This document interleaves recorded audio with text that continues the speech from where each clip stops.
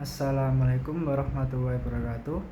Perkenalkan, nama saya Muhammad Akbar Atwanil Haq, NIM 2337000003. Saya di sini mau presentasikan tentang desain saya yang saya buat. Yang pertama yaitu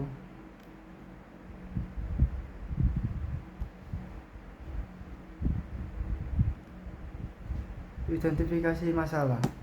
Masalah yang sering muncul pada panci atau teflon dapat melibatkan beberapa hal. Yang pertama, kestabilan. Teflon mungkin tidak memberikan stabilitas yang cukup, terutama jika kondisi thermal pada suhu rendah. Yang kedua, kerusakan atau keausan. Jika bagian bawah teflon mengalami kerusakan atau berlubang, tersebut bisa menjadi kurang efektif dalam memberikan dukungan yang diperlukan. Dan yang ketiga, ukuran atau pengaturan tidak tepat. Teflon atau panci disesuaikan dengan suhu pengguna, menyebabkan ketidaknyamanan ketika memasak air atau sebagainya. Penyelesaian konsep. Yang pertama, 1. Tujuan dan fungsi. Tujuan dan fungsi panci teflon memiliki permukaan anti lengket yang membuat makanan tidak mudah menempel dan memudahkan proses memasak, dan juga selain bahan pelapis untuk wajan, teflon memiliki beberapa kegunaan lain seperti pelapisan kawat dan kabel, pelindung kain dan karpet, kain tahan air untuk pakaian outdoor atau jas hujan. Dan yang kedua, desain teflon atau panci. Bentuk panci atau teflon berbentuk silinder dan agak mengecil di bagian bawahnya. Panci teflon memiliki lapisan anti lengket yang terbuat dari bahan kimia statistik. Yang kedua, ukuran. Ukuran panci dan teflon bervariasi mulai dari 12 cm hingga 28 cm. Ukuran panci dan teflon yang tepat tergantung pada kebutuhan memasak. Dan yang ketiga, bahan yang bisa terbuat dari logam seperti besi, stainless steel, aluminium, dan baja. Dan keempat, pegangan panci teflon biasanya terbuat dari bahan isolator seperti plastik, kayu, atau stainless steel. Dan yang terakhir, kelima, yaitu keamanan panci teflon. Yang pertama adalah gunakan panci teflon yang sudah bersertifikat keamanan. Dan yang kedua, hindari menggunakan panci teflon yang tergores atau mengelupas. Yang ketiga, hindari memanaskan panci teflon pada suhu terlalu tinggi. Dan yang terakhir, keempat, yaitu pastikan dapat memiliki ventilasi yang baik saat menggunakan panci teflon. Tahapan membuat produk teflon dan panci. Yang pertama yaitu penelitian pasar.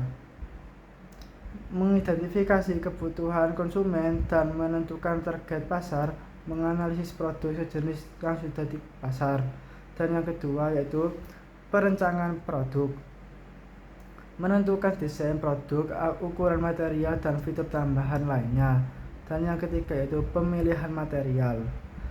Memilih material yang ringan, kuat, dan tahan lama. Dan yang keempat yaitu uji protek.